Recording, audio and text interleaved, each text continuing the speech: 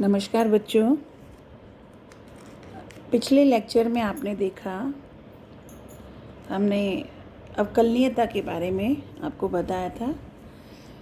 Class 11th में जितना हमने किया था उसको थोड़ा रिवाइज़ किया था और डेफिनेशन बताई थी अवकलनीयता की। अब उसी में ही आगे जो बढ़ेंगे तो उसमें आगे जो हमें करना है वो डेरिवेटिव्स यानी अवकलन गुणांक हमें निकालने हैं। क्लास 11th में आपने अवकलन गुणांक निकाला था,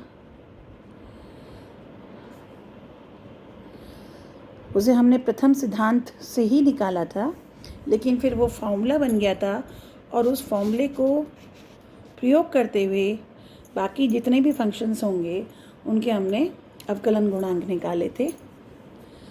तो हमने देखा था कि यदि कोई फलन f(x) या y x की पावर n होती है, यानी x की पावर n के रूप में होता है, तो इसका अवकलन गुणांक यानी f'(x) या कह लो dy/dx होता है n x की पावर n-1। यानी यहाँ n जो है वो अचर संख्या है, यानी कांस्टेंट नंबर है। तो अगर ये कोई कांस्टेंट नंबर है तो कांस्टेंट नंबर यहाँ मल्टीप्लाई हो जाता है और पावर में से 1 माइनस हो जाता है। तो ये किसी अवकलन गुणांक का आपका किसी बहुपद का आपका अवकलन गुणांक होता है। और फिर साथ साथ हमने ये भी पढ़ा था कि f'(x) अगर f(x) f1x प्लस f2x, पिछले वीडियो में भी मैंने बताया था, plus and so on, plus या माइनस f3x कई फंक्शंस के रूप में होता है, तो इसका अवकलन गुणांक बराबर सबका अलग अलग अवकलन गुणांक और बीच में वही साइन जो मूल आपके फलन में है। तो इसी तरह से अगर कोई भी बहुपद होता है ax की पावर n प्लस bx की पावर n-1 प्लस cx की पावर n-2 एंड लास्ट तक मान लीजिए some constant k let suppose, तो अगर इसका अवकलन गुणांक करते हैं तो हर एक में ये फॉर्मूला लगेगा अलग अलग। तो ये हो जाएगा a इंटू एन एक्स की पावर n-1। ये b गुणांक है आपका, ये भी लास्ट ईयर बताया था। किसी बहुपद का गुणांक या किसी फलन में जो गुणांक होता है वो एज सच बाहर आ जाता है, और जो फलन होता है यानी जो चर राशि होती है या चर भाग जो होता है उसका अवकलन गुणांक लिया जाता है। तो b ऐसे के ऐसे बाहर और ये n-1 x की घात n-1 में से भी एक घट जाएगा तो n-2, ऐसे c गुणांक था इसलिए बाहर n-2 पावर x की पावर n-2 में से एक और घट गया तो n-3, और इस तरह से चलते चले जाएंगे और k की जगह क्या हो जाएगा 0। कहीं बीच में माइनस है, जैसे मैंने यहाँ माइनस दिखाया था तो माइनस हो जाएगा, प्लस है तो प्लस होगा। लेकिन चूँकि मैं आपको प्रोडक्ट रूल करा चुकी हूँ, गुणनफल का नियम करा चुकी हूँ और भागफल का भी नियम करा चुकी हूँ, भागफल और गुणन का नियम अलग अलग होगा, ये भी हम कर चुके थे।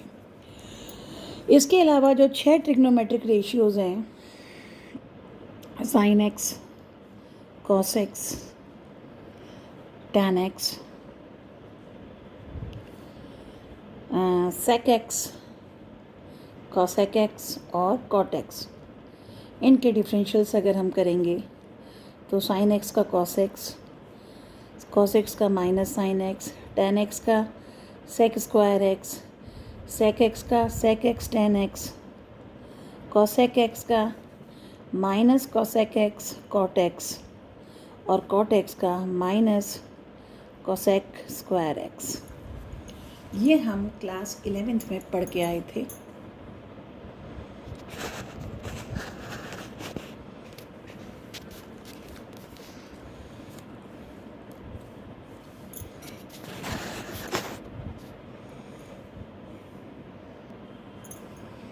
तो ये हमने लास्ट ईयर 11th क्लास में हमने पढ़ा था।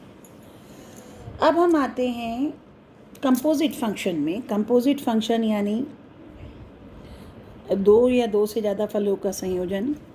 sin x हमने किया था, लेकिन अगर sin 2x होता तब क्या? या फिर ये x की घात n है, अगर 3x + 5 की घात 7 होता तब क्या? इसको तो चलो खोलते, पर अगर घात 27 होती कहाँ तक खोलते? तो यहाँ आप देख रहे हैं, यहाँ साइन, और साइन के अंदर जो फलन है वो क्या है? 2x। तो अगर ये एक फलन f(x) है तो इसको हम लिख सकते हैं साइन 2x, और हम कहते हैं माना gx है साइन x, और hx है 2x। तो इसको लिखा जा सकता है f(x) कितना होगा? साइन, तो इसको लिखा जा सकता है साइन x के लिए, साइन x है, और 2x की, तो इससे पहले लिखेंगे साइन, 2x की जगह लिखेंगे hx, और साइन x gx के बराबर है, तो साइन hx किसके बराबर होगा? g ऑफ hx, यानी GOHX। तो fx जो है कैसा फलन हो गया? दो फलनों का संयोजन हो गया, दो अलग अलग फलनों का संयोजन हो गया। इन दोनों का आप डिफरेंशियल जानते हैं, और इसका कैसे निकालेंगे वो आप देखेंगे। तो इसके लिए हम यूज़ करते हैं चेन रूल। तो चेन रूल ये कहता है कि अगर एक फंक्शन f(x) किसी एक फंक्शन f(1) वो खुद फंक्शन f(2x) का है, फिर वो फंक्शन खुद f(3x) का है, एंड सो ऑन, इस रूप में है, तो अगर इसका डिफरेंशियल लिया जाएगा तो चेन रूल ये कहता है कि पहले सबसे बाहर वाले फंक्शन यानी f(1) का डिफरेंशियल, तो जो भी कुछ है उसे x मानते हुए आप ऐसे की ऐसे डिफरेंशियल लेंगे, फिर इन मल्टीप्लाई का साइन करके फिर f(2) का डिफरेंशियल लेंगे इस f(3) को x मानते हुए, फिर मल्टीप्लाई अब f(3) का आप डिफरेंशियल लेंगे। जैसे कि इसी केस में हम बात करते हैं, अगर हम इसका डिफरेंशियल करेंगे तो सबसे पहले साइन है और फिर उसके अंदर है 2x, तो g ऑफ hx, यानी पहले g आता है बाद में hx, यानी g किसका है? hx। तो आप देखेंगे कि जो साइन है, पहले साइन का डिफरेंशियल होगा, साइन का डिफरेंशियल होता है कॉस, तो कॉस अगर ये x था तो ये x, अगर यहाँ 2x है तो यहाँ भी 2x, फिर मल्टीप्लाई करेंगे और लिखेंगे आप 2x का डिफरेंशियल, तो 2x का डिफरेंशियल क्या आएगा? 2 इंटू x की पावर यहाँ 1 है तो 1 पावर में, और x की पावर 1 माइनस 1 यानी x की पावर 0, और x की पावर 0 कितना हुआ? 1। तो इस तरह से ही हो गया cos 2x इंटू 2 यानी 2 cos 2x। तो आप देखेंगे क्या डिफरेंशियल निकला? साइन 2x का डिफरेंशियल हुआ पहले साइन का cos ऑफ 2x, और फिर 2x का डिफरेंशियल मल्टीप्लाई करके कितना आया? 2। तो ये हुआ आपका चेन रूल। इसी तरह से अगर ये प्रश्न है आपका ये वाला, अगर ये y के बराबर होता है तो इसका डिफरेंशियल अगर हम करेंगे तो dy/dx, तो ये होगा कोई फंक्शन, कोई आपका बहुपदीय फंक्शन फलन, उसकी पावर 27 है, तो पहले ये फंक्शन लगा x की पावर n, यानी इसको x मानते हुए कि अगर ये x होता तो x की पावर 27 का डिफरेंशियल होता 27, 3x + 5 की पावर, एक पावर हो गई कम यानी 26, और इसके बाद इनटू, अब ये जो अंदर का फंक्शन था 3x + 5, इसका डिफरेंशियल निकालेंगे हम। 3x का कितना हुआ?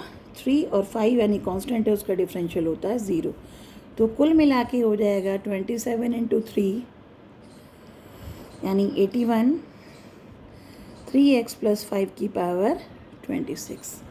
अभी और क्वेश्चन जब मैं भेजूँगी आपको तब आपको और समझ आएगा, और एग्जाम्पल लेके दिखाती हूँ।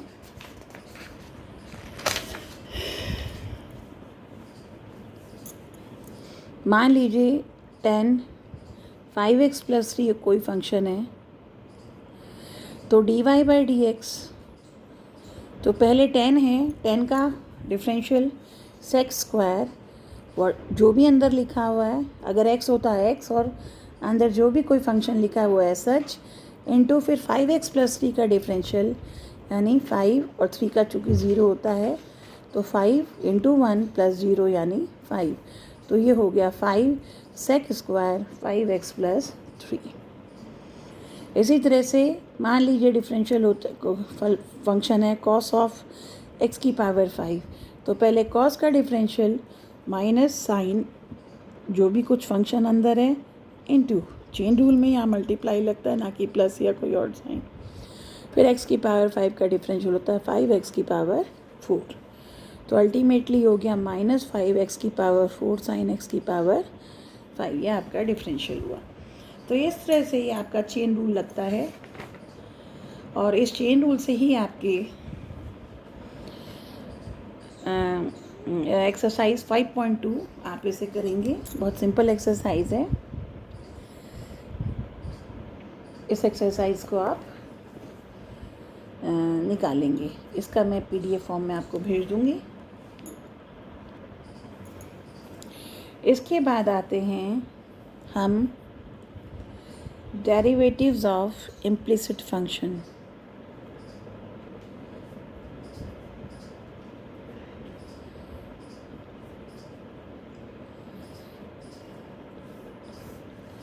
इम्प्लिसिट फंक्शन किसे कहते हैं? यानी अवकलन गुणांक किसका?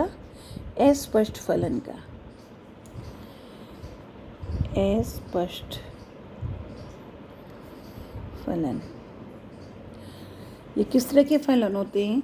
अभी तक जिन क्वेश्चन में आपने देखा था कि y और x में पूरा समीकरण होता है, ये जो फलन होते हैं, और y एक तरफ होता है और x चर राशि एक तरफ होती है और y चर राशि एक तरफ होती है। यानी इन सब फलन में हमने देखा था उल्टे हाथ पे y है, सीधे हाथ पर आपका x है, x चर राशि है। लेकिन बहुत सारे फलन ऐसे आएंगे जिसमें ये संभव नहीं हो पाएगा कि हम y को एक उल्टे हाथ पे ले जाएं और x को सीधे हाथ पर ले जाएं। जैसे कि अगर मैं एक फलन लेती हूँ x plus sine x y minus x y square बराबर 3x3, ये फलन है। अब यहाँ ये संभव नहीं हो पाएगा कि मैं y बराबर x का फलन कोई निकाल पाऊँ, ये संभव नहीं हो पाएगा। तो जिन फलनों में ऊपर वाले जो फलन थे इनको हम स्पष्ट फलन कहते हैं, यानी एक्सप्लिसिट फंक्शन कहते हैं, क्योंकि इसमें y एक तरफ था और x सारा एक तरफ था। लेकिन इस वाले फलन में ये संभव नहीं हो पाएगा कि मैं y इक्वल टू y उल्टे हाथ पे ले आऊँ और x सीधे हाथ पे ले जाऊँ। अगर यहाँ y को छोड़ती हूँ तो ये वाला x y तो वैसे भी अलग नहीं हो पाएगा। तो इस तरह के फलन को हम अगर डिफरेंशिएट करते हैं तो कि पूरे की पूरे समीकरण को हम डिफरेंशिएट करेंगे, और जहाँ प्लस और माइनस है वहाँ फलनों में प्लस, यानी ये एक फलन, ये दूसरा फलन, ये तीसरा फलन और ये चौथा फलन, और इनको डायरेक्ट हम करते जाएंगे। यहाँ इसके बीच में ये दोनों फलनों का गुणन है, यहाँ भी इन दोनों का गुणन है, तो जहाँ गुणन है वहाँ गुणनफल का नियम लगाएंगे। तो अगर हम इसे डिफरेंशिएट करें तो हम लिखेंगे ऊपर वाले समीकरण का अवकलन गुणांक लेने पर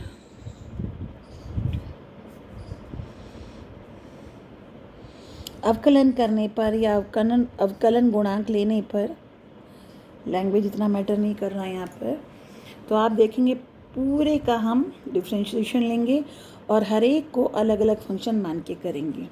अब ये पहला फंक्शन है, x का डिफरेंशियल x के सापेक्ष कर रहे हैं तो 1, फिर प्लस की जगह प्लस, अब साइन एक्स वाई, तो यहाँ पर तीन बातें हो गई। पहला कि ये कंपोजिट फलन हो गया, कंपोजिट फंक्शन हो गया, यानी दो फलनों का संयोजन है, एक साइन और फिर अंदर आपका x इंटू वाई। तो कायदे में एक तरह से देखा जाए तो तीन फलन साइन और उसके अंदर x इंटू वाई, दो फलन गुणा हो रही। तो पहले चेन रूल लगाया था फलन का फलन, तो साइन का डिफरेंशियल होता है कॉस, और कॉस साइन के अंदर जो कुछ लिखा है वही कॉस के अंदर, यानी साइन एक्स वाई का फलन डिफरेंशियल होगा कॉस एक्स वाई गुणा।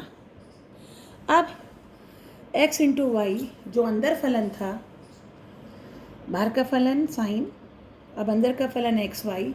अब एक्स वाई का डिफरेंशियल करेंगे। एक्स और वाई दोनों की दोनों चर राशियाँ हैं, दो चर राशियों के गुणनफल के रूप में लिखा है, तो यहाँ पर हम गुणन का नियम लगाएंगे। और गुणन किसका? पहला फंक्शन x, दूसरा फंक्शन y। तो आप देखेंगे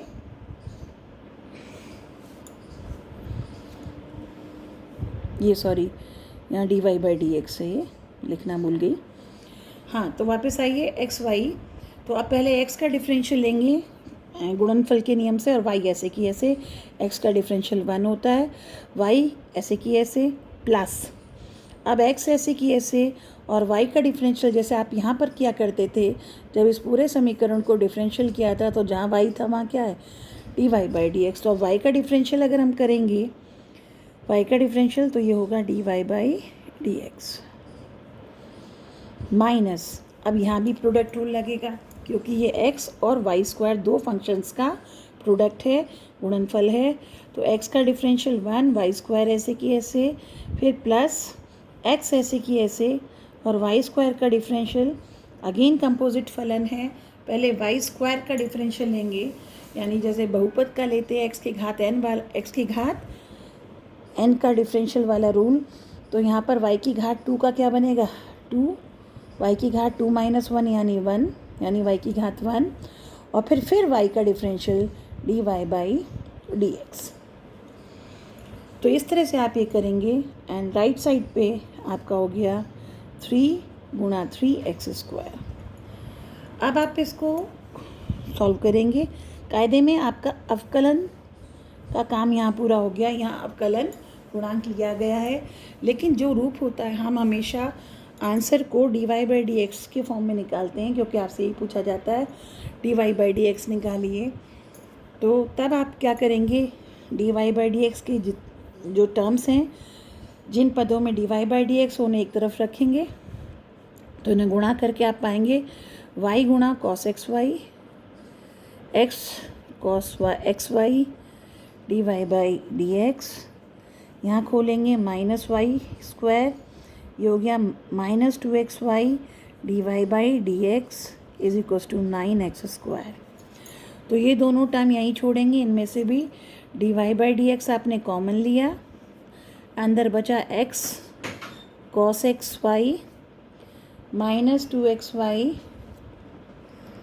अंदर चला गया, और बाकी बिना x Y d y by d x वाली टर्म दूसरी तरफ चली गई, 9x square minus 1 minus cos x y plus y square, और इस तरह से d y by d x हो गया 9x square minus 1 minus cos x y plus y square upon x cos x y minus 2x Y.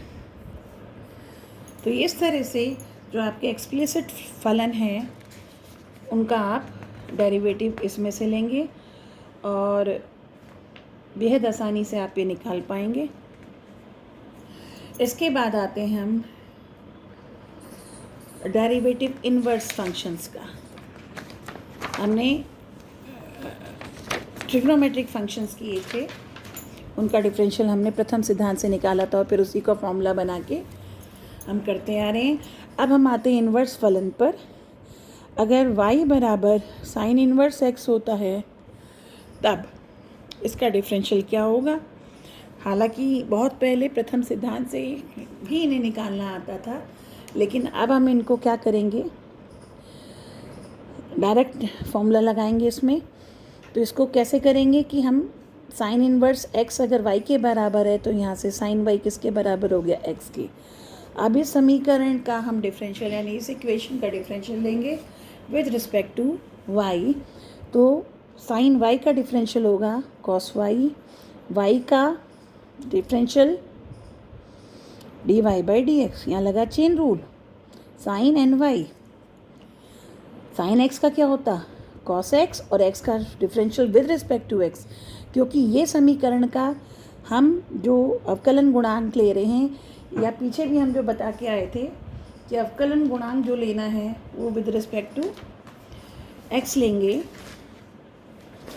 ये दूसरा इस वाले में समीकरण का x के सापेक्ष, इसमें हमारी ये चीज़ रह गई थी, समीकरण का x के सापेक्ष अवकलन गुणांक लेने पर, तो x के सापेक्ष ले रहे हैं तो इसीलिए dy/dx हो रहा है, और जहाँ x आएगा तो वहाँ फिर हम dx/dx लिखेंगे, यानी वो 1 हो जाएगा। तो कहने का मतलब जहाँ x है वहाँ पर हमें अलग से dy/dx नहीं लिखना, और जहाँ y फलन है या कुछ और फलन है तो उसमें x के सापेक्ष लिखेंगे, तो उसकी जगह हम लिखेंगे dy/dx। तो वापस यहाँ आए तो इस समीकरण का हम x के सापेक्ष अवकलन गुणांक लेने पर तो sin y का cos y, फिर y का dy/dx और x का 1, क्योंकि x के सापेक्ष ले रहे हैं। तो इस तरह से dy/dx हुआ हमारा 1/cos y। लेकिन हमें तो y दिया ही नहीं था, हमें तो x के रूप में आपका आंसर चाहिए। तो sin y x के बराबर होता है, तो इसको हम लिखेंगे √1 - sin स्क्वायर y, और ये बन गया √1 - x स्क्वायर। तो इस तरह से अगर y sin इनवर्स x है तो dy/dx हो जाएगा 1/√1 - x स्क्वायर। यानी ये तो हमारा एक्सप्लिसिट फंक्शन है, यानी स्पष्ट फलन है, y एक तरफ x इस तरफ। लेकिन पहले हमने इसको इम्प्लिसिट बनाते हुए स्पष्ट बनाकर, या सीधा चेन रूल में पूरे समीकरण का हमने इसका लेकर, और यहाँ से ये अब नया सूत्र बन गया कि साइन इनवर्स x का डिफरेंशियल जो होगा वो होगा 1/√1 - x स्क्वायर। इसी तरह से अगर आप cos इनवर्स x का निकालेंगे, बिल्कुल इसी तरह से cos y = x, cos y का डिफरेंशियल होगा -sin y dy/dx = 1, और इस तरह से उसका डिफरेंशियल आएगा 1/√1 - x स्क्वायर। तो अब आपको सीधा, क्योंकि चूँकि आप प्रथम सिद्धांत से नहीं निकालना, तो आपको सूत्र याद करना है। जहाँ भी साइन इनवर्स x का डिफरेंशियल लिया जाएगा वो हो जाएगा 1/√1 - x square, cos inverse x का -1/√1 - x स्क्वायर। फिर आएंगे हम tan x पर, tan इनवर्स x पर। तो अगर इसको इस तरह से करते हैं तो यहाँ से tan y किसके बराबर हो गया, x के, डिफ्रेंशिएटिंग तो ये हो गया sec स्क्वायर y dy/dx, और x का हो गया 1, तो ये हो गया dy/dx 1/sec square y dy/dx 1/sec square y। चूँकि हमें tan y का मान पता है तो इसे हम कन्वर्ट करेंगे tan के फॉर्म में, तो sec square y = 1 + tan square y, और ये हो गया 1 + tan y की जगह x स्क्वायर। तो इस तरह से tan इनवर्स x का जो फॉर्मूला बना डिफ्रेंसिएशन,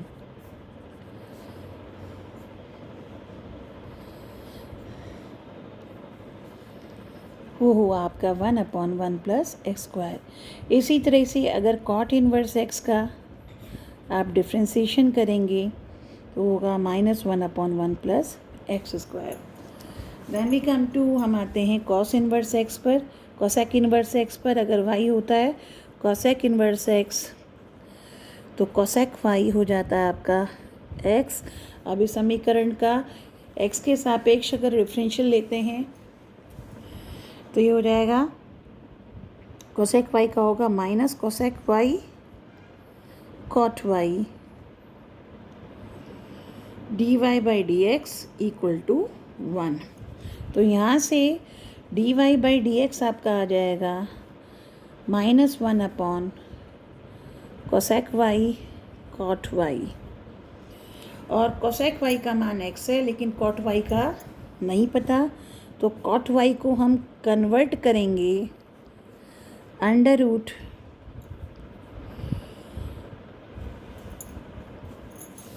इसे हम कन्वर्ट कर, हम जानते हैं 1 + cot स्क्वायर y किसके बराबर होता है,